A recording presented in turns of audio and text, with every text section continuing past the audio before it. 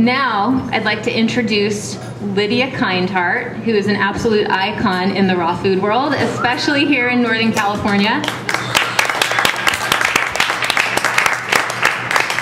So everyone here, you guys know who she is, and I'm sure she'll talk a little bit more about herself, but she was born originally in France and came over here, and she did a kind of a gypsy lifestyle for a while until she settled down in Northern California.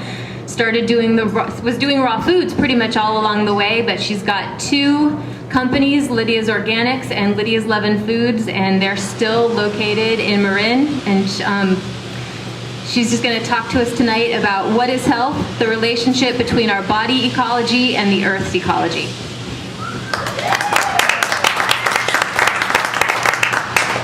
Greetings, everyone. I'm going to go ahead and sit down. I've been on my feet a lot, doing an event in San Francisco. Fed thousands of people, and that's such a high to get that good food into people. So I want to talk to people about what is health.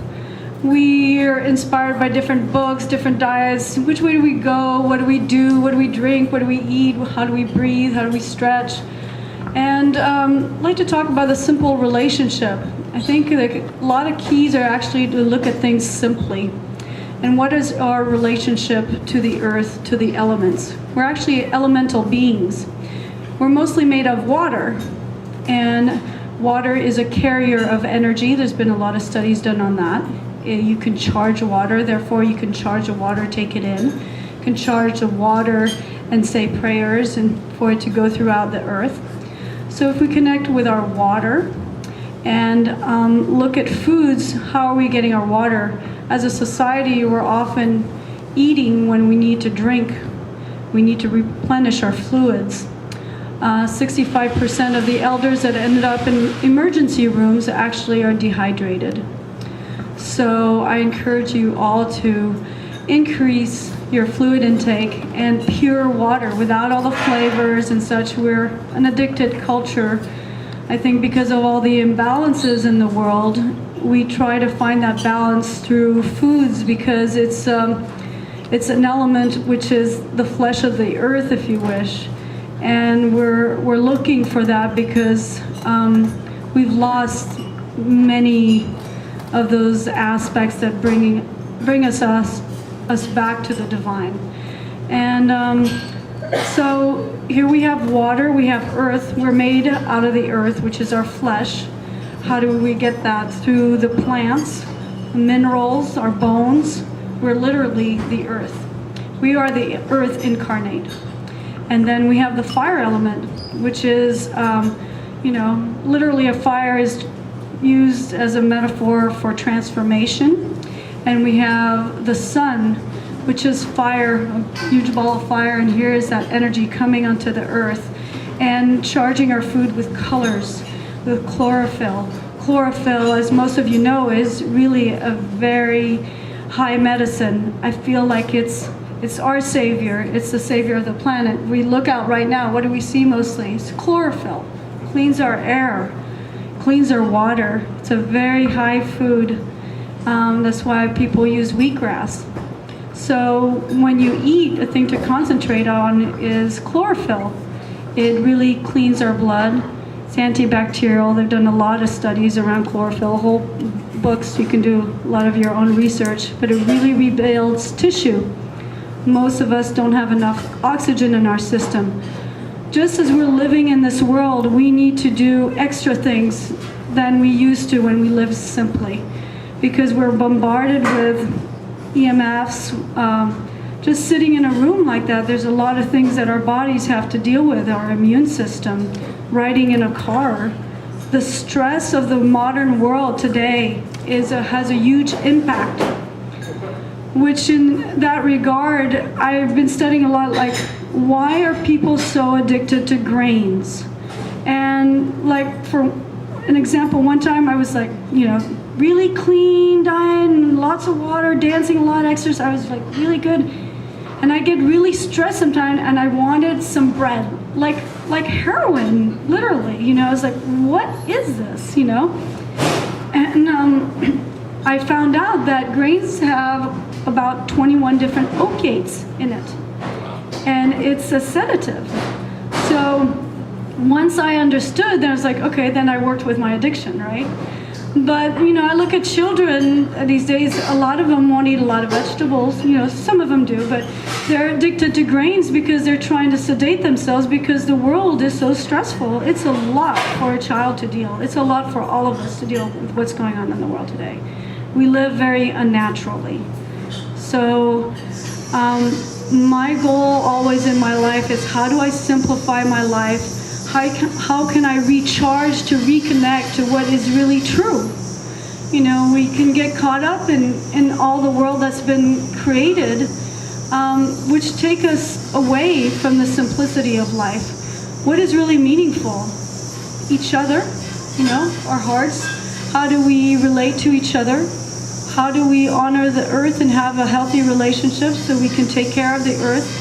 Because if we don't take care of the earth, we don't take care of ourselves, what is there left? I feel like we've become a mental society. No offense, but more male-dominated, using the male side of logic and figuring things out. But the heart is what needs to rule things. The female energy of the nurturing, the caretaking, is what the earth needs, and that women need to come more in themselves and holding that line of what is really true as the nurturers, as women, and holding that love. And that love takes care of the world, and the mind is a tool to support the heart, not to rule the world, because that's what's put us in that trouble that we're in now. So I know I'm going a lot of different directions, but I feel like we need to hold all these pieces in order to truly live a healthy life, to really honor each other, the earth, and all creatures, because we're not here alone. So we have the sun, and it warms our body, it feeds us, nurtures us. We have our breath. When we first come out of the womb, in the womb we're in the water. Then we come out and we take our first breath. How powerful is that? So through our breath, here we have breaths, everywhere. Oxygen. We're connected in so many ways. Through the breath, the wind can carry a thought, a prayer, a kiss. It can carry that throughout the world through the wind. I was fasting in the desert one time, and I really got to understand the wind and how it can connect everything, all the different energies, and you can get something that somebody experienced, or that just gets carried as a wave that brings it to you, or a plant with a sweet smell, and you might not smell it, but it's carried that energy to you. What a gift. So air, we need to breathe more. Well, we have pollution, so we need to take the time to breathe deeper, go spend time in nature, and get some fresh air. Air, water, fire, and the earth, eating healthy foods.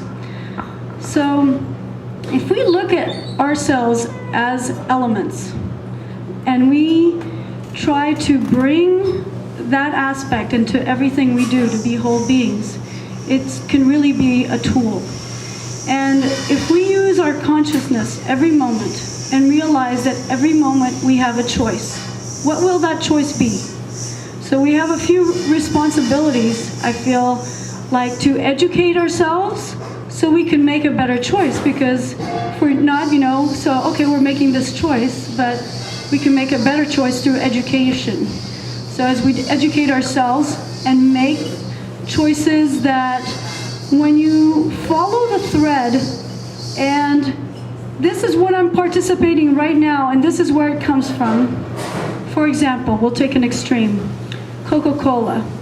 They're buying like rivers in Africa where people are dying of deprivation of water.